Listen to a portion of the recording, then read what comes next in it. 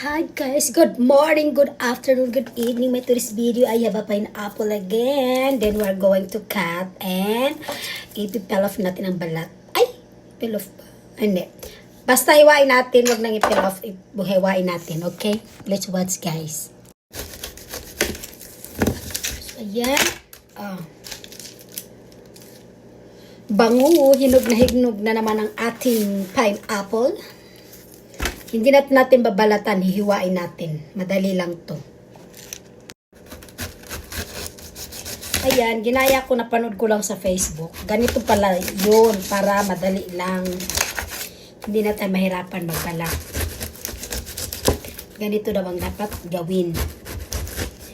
Para hindi na tayo mahirapan. Tigas! Nimil!